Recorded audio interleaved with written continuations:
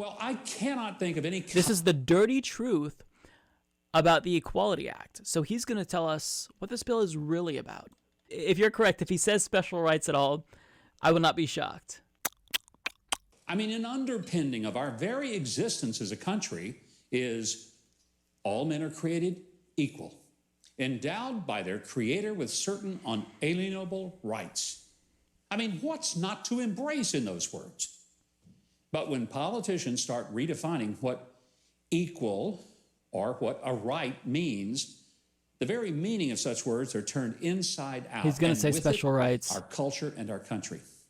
President Biden has made the passage of the so-called Equality Act to be one of his highest priorities. I mean, it sounds pretty innocuous since equality is a good thing. It's coming. But the Equality Act, introduced last year by Nancy Pelosi, is not as it sounds. It adds 2 new designations in the Civil Rights Act of 1964. Let me just stop here. Is that actually introduced by Nancy Pelosi? It's David Cicilline. He's the sponsor. He introduced this legislation. Nancy Pelosi is a co-sponsor of this bill. So what he's trying to do is tie Nancy Pelosi to this because Nancy Pelosi bad, and she is bad. I also agree that Nancy Pelosi sucks, but for different reasons than he's stating here. But you can see the manipulation that he's trying to do here. He's trying to say, look, this is something that Nancy Pelosi, a radical socialist communist, supports. So do you really want to support something that Nancy Pelosi supports? Because Nancy Pelosi bad. Which was and remains landmark legislation to end racial discrimination in voting, housing, employment, and participation in civic affairs. The Equality Act would add sexual orientation and gender identity to classes of protected civil rights. Now, let me be very clear. This is not a minor adjustment. This would mean that a person who declares oneself to be homosexual or transgender would be given protections that are given to those special who are rights, biologically black or Asian, Native American or female, or who, despite being a biological male, would have to be treated as a biological female merely on the basis of declaring one's gender as female. Now, you may say, this doesn't concern me. Think again.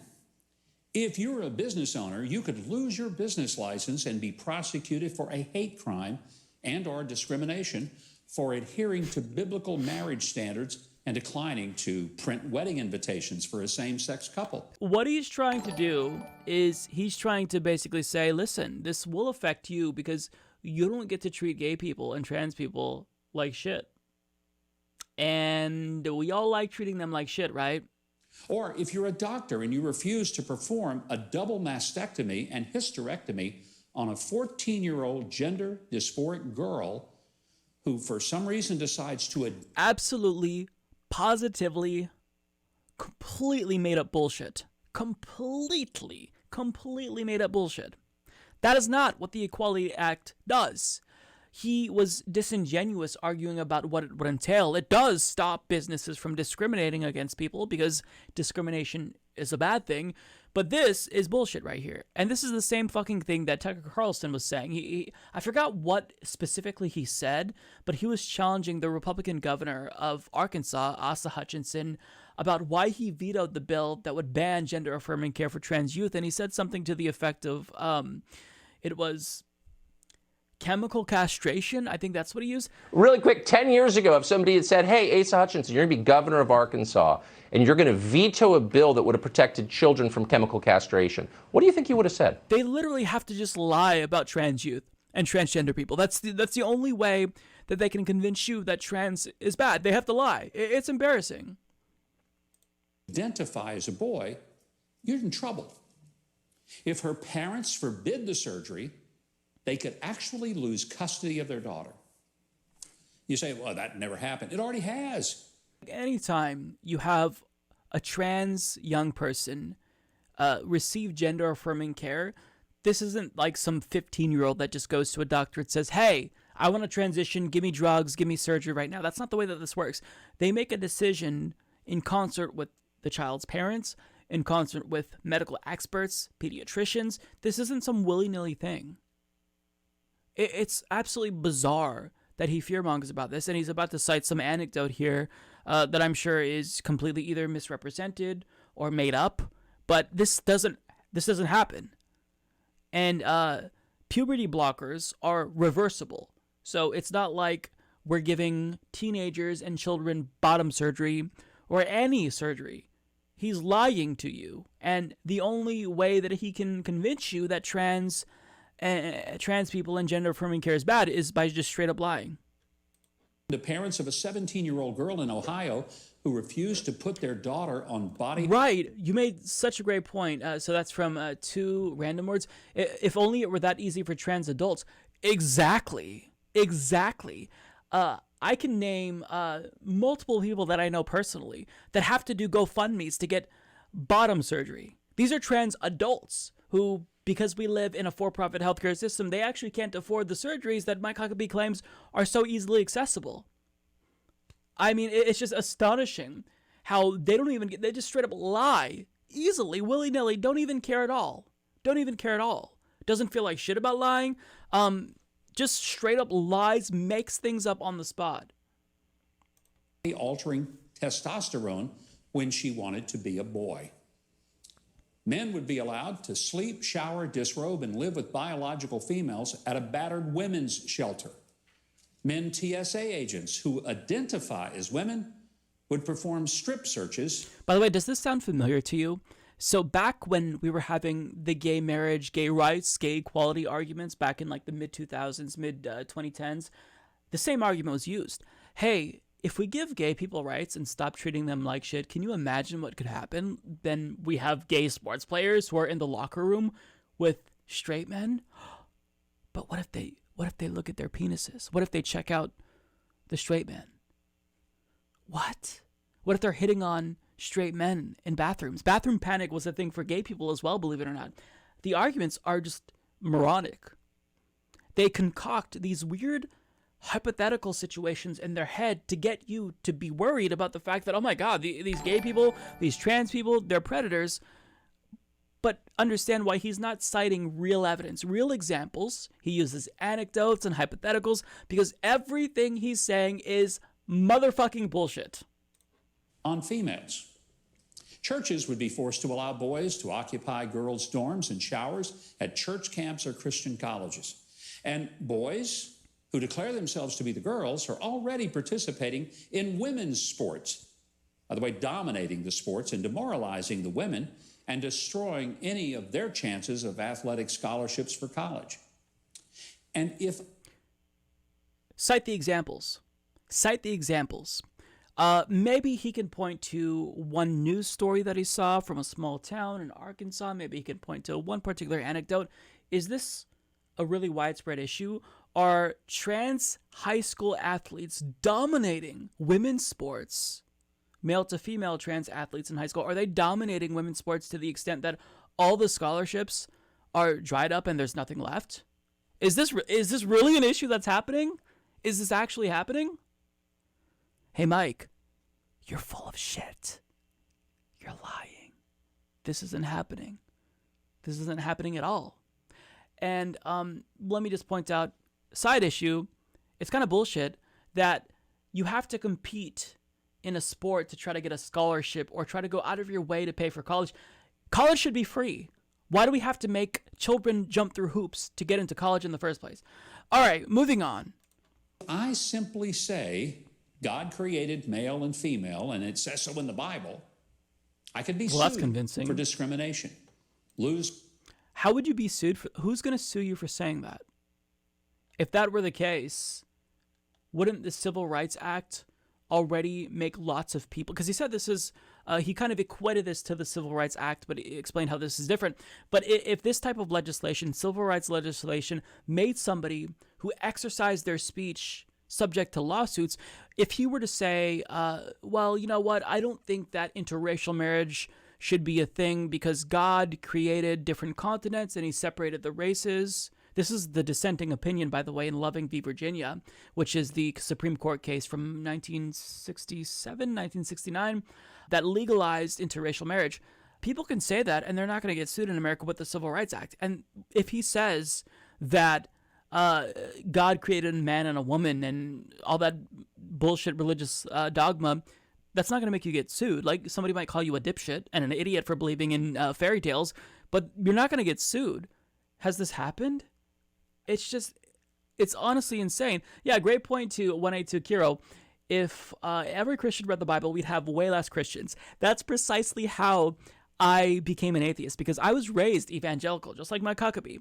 But the more I read the Bible, the more confused I was. And upon talking to my pastor, when I was in the youth programs at my church as a young man, I was even more disillusioned with the church, because there's so many contradictions. I remember asking my pastor the question, look, I don't understand who created God, because if God created me and you and everything, then the creator of everything had to have had a creator. So who created God? And furthermore, if there was somebody that created God, who created the guy that created God? And then who created the guy that created the guy that created the guy that created God? And so on and so forth. It was kind of this weird conundrum, and I didn't know how to solve it. And the pastor just gave me some like dismissive bullshit answer about, well, there are some things that God just doesn't explain. But that's not convincing. I'm trying to seek the truth here, right? So why can't you give me a straightforward answer? It was so weird. Anyways, let's get back to Mike Huckabee. Whatever business I'm in, and be labeled guilty of a hate crime. A teacher. If you say something homophobic, you're not going to be labeled guilty of a hate crime. Otherwise, so many members of my own family would have been in jail for committing hate crimes against me, for using homophobic slurs against me. This is so stupid. It's fear-mongering that it's so intellectually dishonest that it's just downright stupid.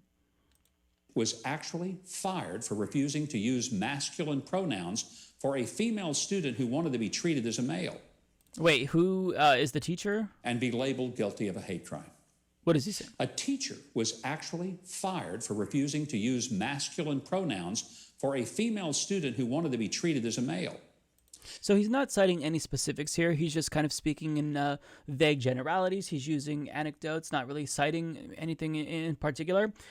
A lot of these times when somebody is actually fired or there's any repercussions, even socially, for misgendering someone, it's not because you accidentally misgender him.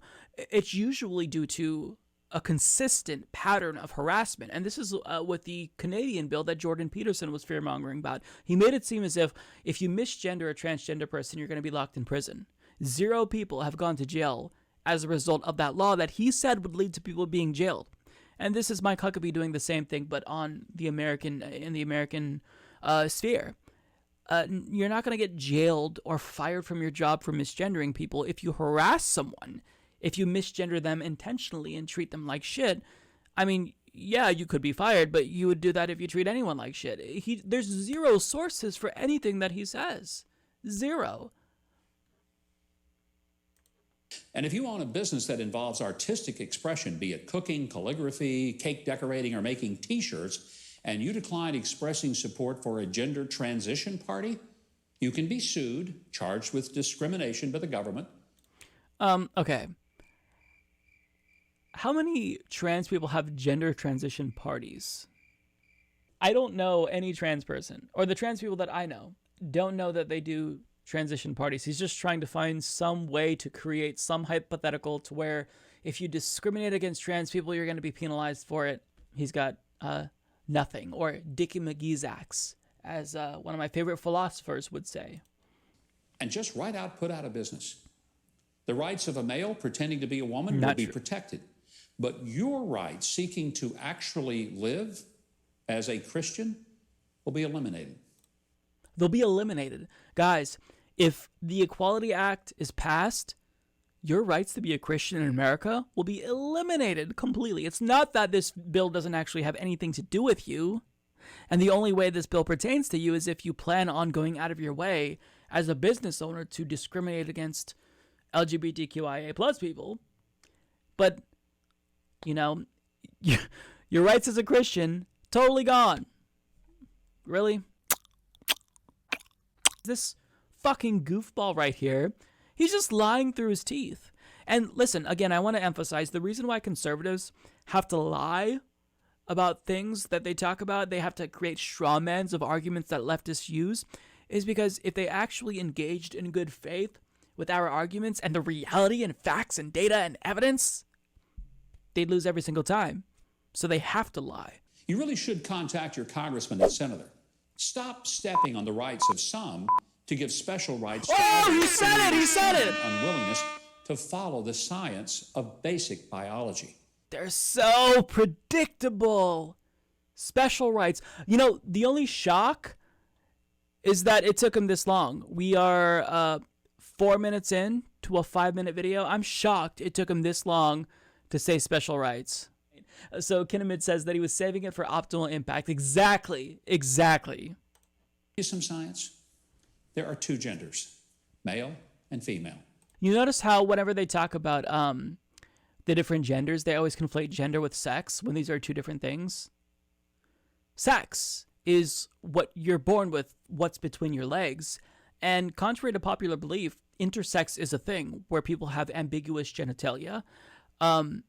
Second of all, gender isn't what you're born with. Gender is an expression. Gender is what society dictates it is. I mean, is there some biological link to the idea that girls are supposed to wear pink and boys are supposed to wear blue, and that girls should be the only ones to wear dresses? Is there a biological link to that? Is there any science behind the fact that men are supposed to not wear dresses? Now, we can have surgery and hormone therapies and change our physical features. And at that point, live as a different gender. That's possible, but we can't just make a declaration that we are something that we are not, and then force the rest of the country to accept that as normal. And let me just be gentle in saying, an act of Congress can change the law, but not even an act of Congress can rewrite the Scripture.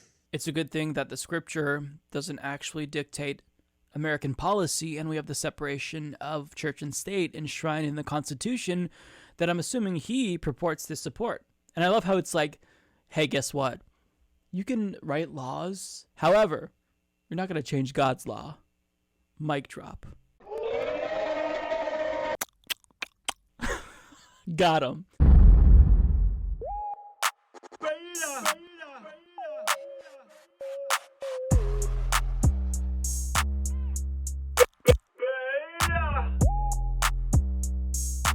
Alpha male, not a beta male.